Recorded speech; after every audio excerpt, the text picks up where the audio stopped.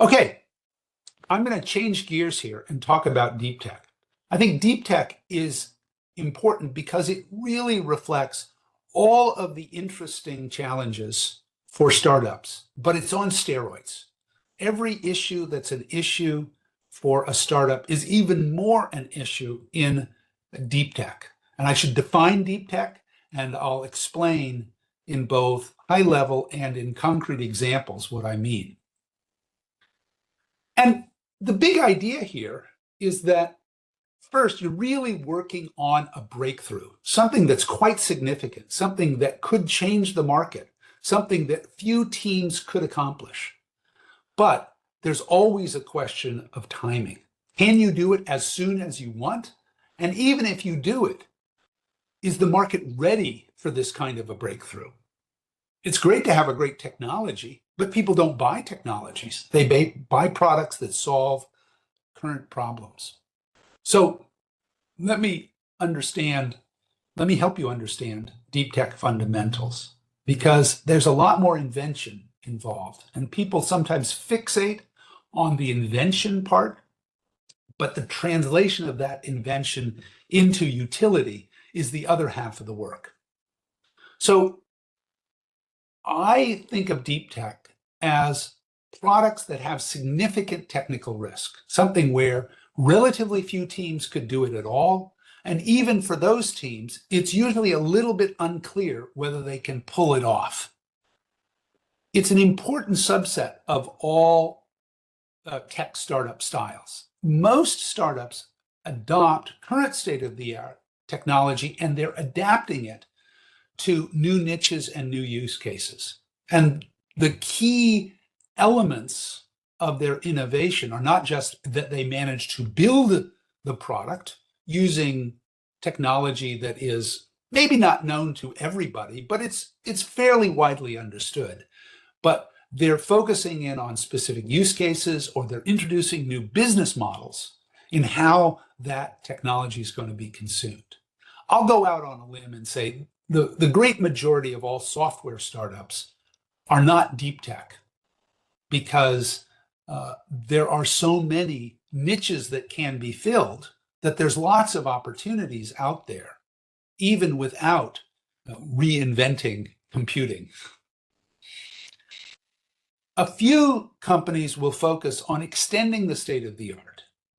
And here, software and business model innovations play key supporting roles, but they're often doing things that cause you to rethink what software needs to be wrapped around the product, or what software product embodies this breakthrough technology. And does that make new business models either necessary or possible that weren't there before?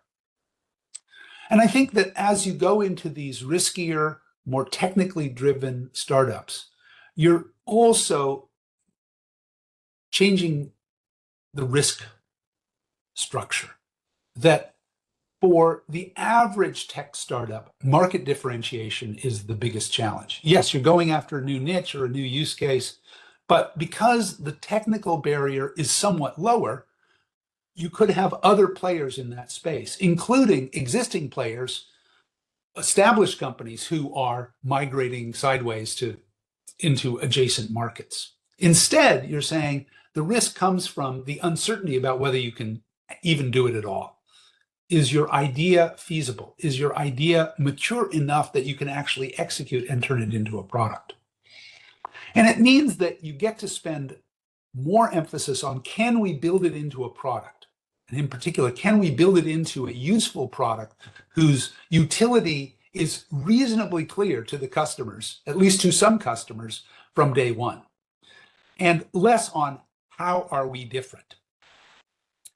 Successful investors in deep tech have patience. They understand that it takes time. They understand that it typically takes a lot more money to do this than for the average software tech startup. And typically, they have some enthusiasm for disruption. They love the idea that they are really changing the world, changing the market. And that's an important part of how they play out their mission as investors. in many ways, it's easier to attract really smart technology people to an ambitious tech startup than it is to an incremental uh, software, for example, startup, because those leading technologists love the idea of disruption. They want to be part of something big. They have a more explicit mission of changing the world. And it is tech startups that often have a chance, either initially or more often over time, to have broad impact that will affect many market niches. But on the flip side, it's harder to maintain focus on the market, on customer execution, because sometimes the teams get so caught up in pushing the technology forward, they forget that nobody actually buys technology. Nobody buys an algorithm. Nobody buys a piece of silicon. They buy a solution to a problem. It may be embodied in that software or embodied in the chip and the ecosystem around that chip. But for most customers, they can't buy the technology breakthrough by itself. So I like the analogy of the jungle and the desert. For mainstream tech startups, the big challenge is company and product differentiation. That there isn't a technical barrier to entry. It's more a barrier of an observation of the right moment in a market, the right niche to go after. And you have to go fast to get big, because if you show some amount of momentum, but you're slow, then somebody else will have the same idea independently, or will see your initial success and will rush into more or less the same place.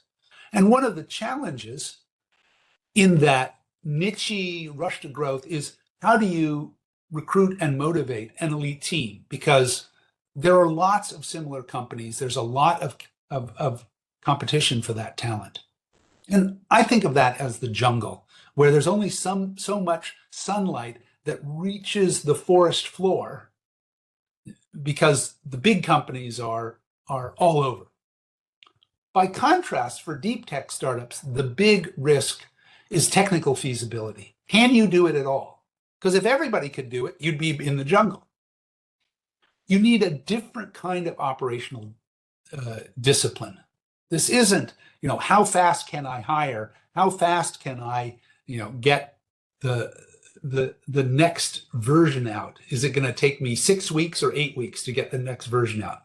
That's not typically the time scale that you have in a deep tech startup. And so it may take you years. You may run into significant issues where you had an idea about what was possible and it was just proved wrong.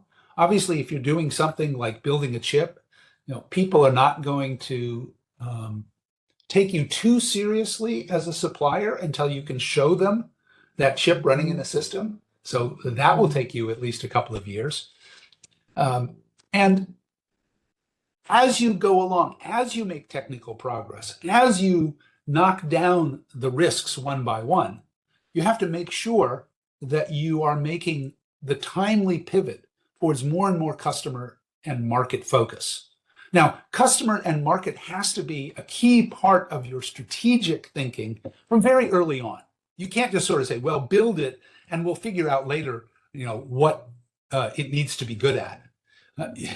The assumptions about the customer and the market need to be baked into the fundamental architecture of what you're doing. But typically, there's so much of the company's energy is focused on making the key high-risk technologies work that market and customer focus gets a little bit of a backseat. But as you get closer to having the technology available, you really need to make sure how you are doing all of the other things a tech startup needs to be doing, talking a lot to customers, thinking about the whole product, understanding the positioning, understanding the channel, understanding how the competition evolved since the point at which you first conceived the idea. And so there's a real need to be able to switch modes. So let's talk a little bit about what do you find in deep tech. And there's a significant range here that we'll talk about. But I know a number of you here, as like me, have a background in semiconductors and processors and similar things. And that's clearly deep tech. Big dollars, significant time to build and prove something new. But it also extends into new materials and nanostructures, people who are inventing new kinds of MEMS devices, people who are inventing new hybrid materials, new ways to use carbon nanostructures, people certainly working in quantum, in nuclear, in extreme environments. If your target is putting something deep in the ocean or in space, probably some significant deep tech capability there. High performance computing, which isn't just a question of what went into the chip, but how did you wire 1 million of those chips together to scale up throughput. The fundamentals of AI, especially these frontier large language models, pursuit of artificial general intelligence, is a deep tech domain. It's uncertain whether you can really win. It's going to take significant time and significant resource, both in people and in computing resources. There are lots of things in information coding, in crypto, information theory-based kind of thinking that requires quite specialized skills. There are new classes of sensors to pick up new kinds of information, and those often are accompanied with new kinds of algorithms. We haven't talked much about biomedical applications here, but lots of biomedical is fundamentally deep tech because it involves the deep understanding and evolved understanding of the most interesting puzzle of the ages, which is how do humans work? So they have common characteristics. They have typically a deep scientific or deep engineering basis. They rely heavily on having not just enough technical specialists, but the right technical specialists who have done this before. Prototyping and debug is difficult. Prototyping, after all, in semiconductors may mean actually taping out a big chip and getting it through fabrication and getting it into a test environment. That's a much longer thing than bringing up a new piece of code on an AWS server. The latter may be done in hours or a few days. The former may take a couple of years. So orders of magnitude difference in difficulty. But you tend to find that there are many potential applications. When you have that kind of a technical breakthrough, you may have a huge range of choices. And it's important to have then the discipline to not go chase all of the applications. You still have to, in the early going, get narrowly focused on which of the many applications you're going to chase, so that there are really two successive challenges, I think, for tech startups, deep tech startups. One of them is, can you get the breakthrough that you need? And second, can you avoid chasing every juicy application? Can you really focus in on really winning something well? In some ways, it's easier to inspire people in that kind of environment. And certainly it's been my experience at MIPS, at Tensilica, at Babel Labs, that people love these hard problems. You can recruit really strong people and you can get them to work incredibly hard and incredibly creatively because they love the substance of the work and the potential impact of the work. It's harder to get to customer solutions. Customers have mundane problems sometimes, and it's less interesting to work on a specific customer problem than it is on some piece of technology innovation that will change the world. But it's really important to figure out how to harness the energy, the intellectual strength of a deep tech startup to solve customer problems as well. And there often is an important connection to a university, sometimes an industrial lab, especially if it's a spin out of one of those. And that has some special challenges associated with that. And we'll talk about that as well. So you have these two central challenges. Can you really make it work? And can you settle on an initial product and market? And there are limitations. We think about deep tech startups as pushing the edge of science, but it's really not a good place for scientific research. There are some kinds of things where you just look at it and say, this could take 5 years to get to the technical breakthrough. Deep tech startups don't have 5 years. They may have a year, they may have 2 years, but they don't have 5 years for a scientific breakthrough, because sometimes you can't start the real work of moving on a product until you've done that. But it's a great place for novel engineering. You often are taking algorithms, materials, circuits, chips, protocols, interfaces into new domains. You're finding ways of taking lessons from one area and applying them in really significantly new places. And you face these twin technical criteria. Can I get the kind of novel adaptation working on schedule with the resources at hand? And 2, does the new tech make a dramatic enough difference in speed and cost, efficiency, usability? And you really have to be able to forecast that by the time you get to the market, that you will be at that point still 3 years ahead of where the main market is. I see, unfortunately, too many tech startups that conceive of something and they rightly estimate that it will take 3 years.